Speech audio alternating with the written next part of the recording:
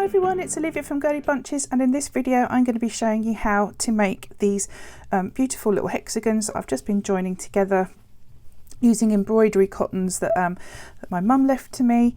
They are, just out of interest if you want to know, they're just these kind of embroidery cottons, and they are a size 8, so pearl cotton 8s. I got left a lot of these, and my mum was into embroidery, and I love embroidery but not as much as she did, so I didn't know how to use them. So I thought, I know, I'm just going to crochet them all together. As you can see, she's got had a fabulous array of colours, and this is a 2mm hook that I'm using for these cottons, but in the video I'm going to be showing you using double knit yarn and a 4mm hook, which is much easier to see. So let's get on and get into the video. And here is a hexagon I've already completed in the double knit yarn that I'm going to be using, and I'm using my 4mm hook, and that measures for me across is about 9.5 centimetres, about 4 inches for those who like inches. So the first part is doing this round here, so we're going to do 5 chains to start off with, and you may or may not find that the right number for you. It doesn't matter if you alter that slightly, it's very minimal really. If you find it's too big, you can pull the thread to tighten that up. So I would go bigger if you wanted to alter that. So maybe if you're using chunkier yarn, go slightly bigger. So you could do 5 or 6, but I'm starting off with 5 because I know that works for me. And there's my 5 chains, and then I'm just going to do a slip stitch into that first chain at the start, and then that makes my loop. You could of course use a magic loop, entirely up to you, whatever you prefer. So the first round consists of 3 trebles together, and there's 6 of those with 2 chain spaces between. Remember, I'm British and I call them by the British name, so for me that's a treble. You may know that as a double crochet maybe. So I'm going to start off with 2 chains, because if I was doing a treble I would do 3 chains, but as I'm not completing that first treble because I'm going to do 2 more together, I'm just doing 2 chains. Then I'm going to put the yarn over and start doing my next stitch, which is the next treble, but instead of finishing off I'm just going to leave that last loop on the hook, and then 1 more time. And then for the final pass, I'll just put the yarn over the hook and pull it through all 3 loops, and then that's your 3 trebles together. Now I'm going to do 2 chains, and that's what I'm going to do 5 more times around. So I'm going to do another one. So start off my first stitch, yarn over and pull through the first 2 loops. I'm going to leave that on, and then do that 2 more times.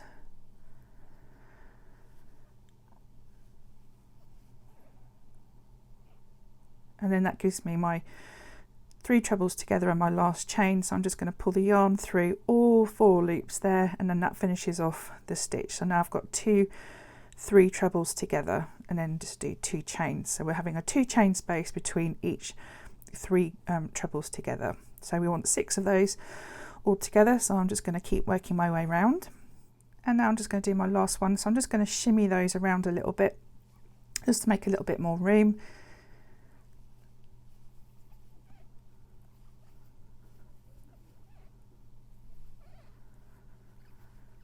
And my 2 chains, and then the last stitch will be a slip stitch into the top of that group that I did to start off with the round. Just a nice simple slip stitch. I'll just pull that out so you can have a look, and as you can see the hole there is a bit bigger than the one here, so if you find that, you can just take that tail, hold it in firmly and just give it a pull, and as you can see it tightens up a little bit and it's all nice and firm. Okay, so the next round is going to be the same principle, 3 trebles together with a 2 chain space, but in each 2 chain space from the first round we're going to do 2. So we're going to end up with 12. So we're going to work 3 trebles together with a 2 chain space into each of the 2 chain spaces from this first round. So to do that, I'm just going to get back into the loop there. I'm just going to do a slip stitch into that 2 chain space there, and I'm just going to carry on with my second round. So that's 2 chains to start off with, and then the 2 trebles that I don't finish until the last one. There's my first group, 2 chains, and into that same space here we're going to do another 3 trebles together.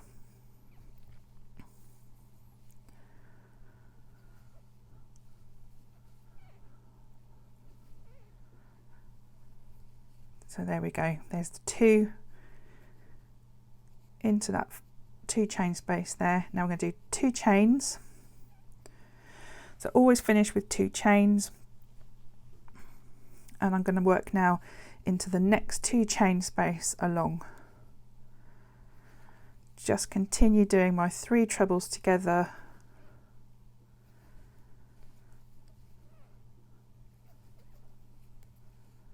Two chains, and then into that same space 3 trebles together.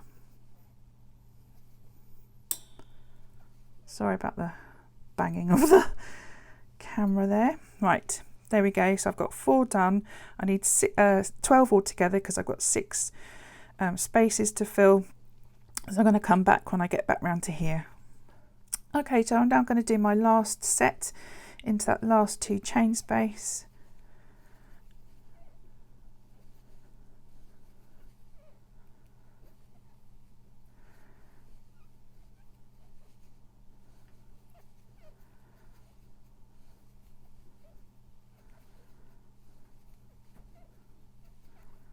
Making sure I finish on a 2 chains, and again I'm just going to slip stitch into that top of the first set that I did. Nice slip stitch, take my hook out so I can show you. So as you can see, not a lot much more to do now. We're just going to start working on the final round, which I've already got a little sample here, which has no gaps in it apart from when we're doing a corner stitch. So as you can see there, we've got there's 2 chains between the groups for the corner. So we're going to have 6 corners and 2 lots of 3 trebles, not joining them together, just simple trebles, 2 chain spaces to make the corner, and then the next one along will just be 3 trebles into that next space and then the next corner. So we'll start off with a corner. Get my mess out of the way. So we're just going to slip stitch into that 2 chain space, 3 chains to replace the first treble, and then we're going to do 2 more trebles, and then we're going to make this a corner, so 2 chains and then 3 trebles into that same space.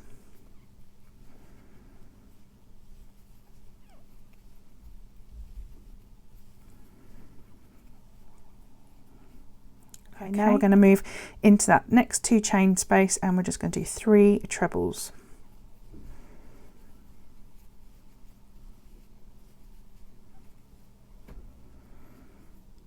So there's the first corner and part of the side done. So now we're doing the next corner and then the side. So we're just going to do this 5 more times. So I'll just show you. So into the next 2 chain space from the previous round, 3 trebles,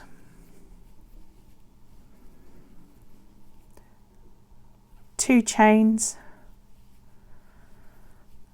and 3 trebles. These naughty ends here. And there's the other corner. So now again 3 trebles and then a corner, and we're going to come back when I get back round to this side here. Right, I'm just going to do my last 3 trebles there, so no chain spaces because it's a side part. Only the chain spaces were used to make the corners. And there's my last treble, and I'm just going to slip stitch into that 3rd chain from the start. That was my replica treble, and then just pull that tail end through, And there we go, that's the hexagon finished. So you could just make loads of these and then sew them together if you wished, or because I've done these chain spaces, it's easy to attach as you go along, which is what I did with the main blanket. So I will now show you how to do that. Right, I've got a hexagon completed with the first 2 rounds, and I'm now going to show you how I attach it to the other hexagons. So the next one we're going to do is going to fit in here. So just like we did with the original hexagon, we're just going to slip stitch into that first 2 chain space there, and we're going to do 3 chains to replace our first treble, and then 2 more. So we're not doing them as together, we're just doing them straight. And then I'm just going to do 1 chain this time, and I'm going to pick up my hexagon that I've already got, and I'm going to have them back to back, so wrong sides together. This is the front side, and I'm just going to put my hook through that 2 chain space there and just do a double, and then I'm going to then finish off that corner by doing 3 trebles into that same 2 chain space.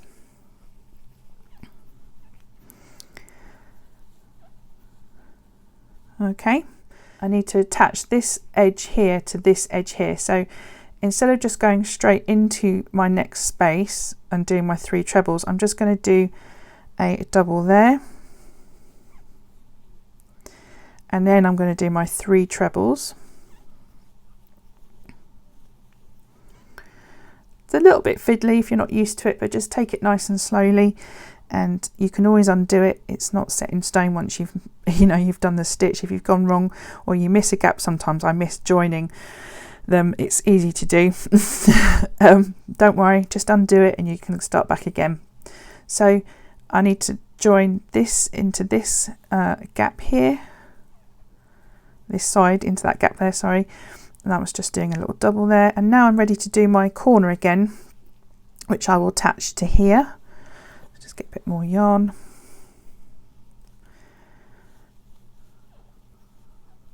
So my 3 trebles,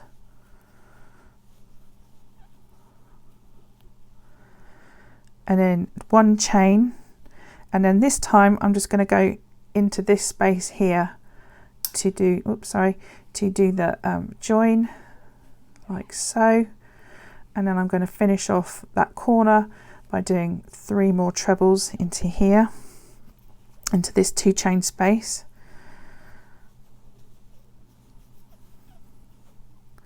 So if you were just joining one edge, like I did here, then I would just carry on working around, but I'm actually going to join it to this hexagon here. So I'm going to go into that gap between the corner and the side and just do my double there. I'll just lay it down, you can see. I'm now going to start working up this edge here.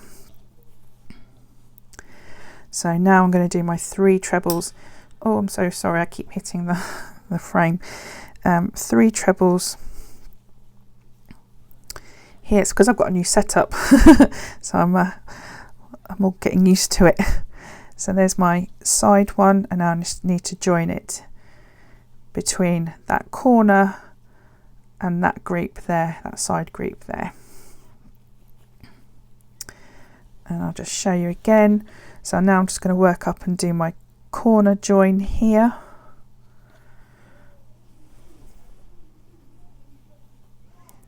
Oh, I hope you can't hear my neighbour shouting. He's quite loud. And then there's the 3 trebles. I'm going to do the 1 chain and then just do the double into that corner space there to make my join.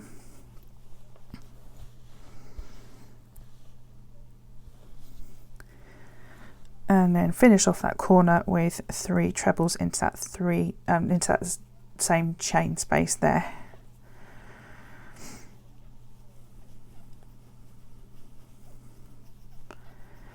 And I'm just going to lay that down so you can see that now I'm not going to continue joining, because that's that side, those two sides have now joined. So now I'm going to come across here and then down, across, and then to finish off back down here. So I would just do the next side bit, so no joining this time, just and no chains, just straight across, straight into the next group along. And then here's my corner. So you're following exactly the same principle as the very first hexagon I showed you, but this time we're just joining it as we go along. Like I say, you could just do by sewing them together, or crocheting them together by putting the hook in between, you know, through both stitches at the tops of the stitches and crocheting that way. I've got videos on that. I will link down below. And there we go. That's now come away, and I'm just going to come back when I get to here. Right, just working the last 3 trebles into that side stretch there, and finish off like all the other ones with just a slip stitch into the top of that 3rd chain from the start of the round. Oh, banged it again. I'm just going to cut my yarn there and pull that tail through,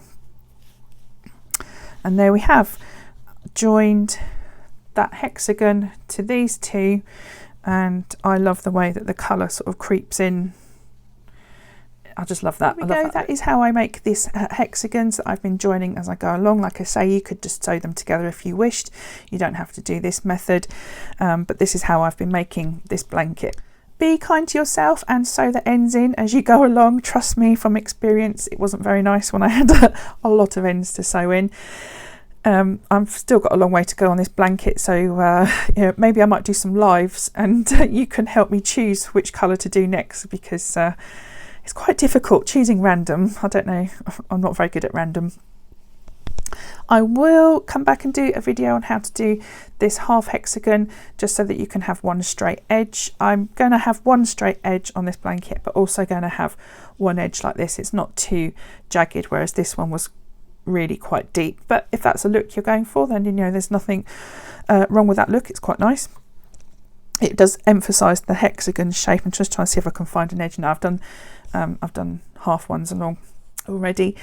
So that is the end of the tutorial. Thank you so much for sticking with me to the end to watch this. If you've not given me a thumbs up, I'd really love a thumbs up, and if you haven't subscribed, why not, because I'm back and I'm going to be doing more videos for you. So I will see you in the next video. Thanks again for watching. Take care. Bye.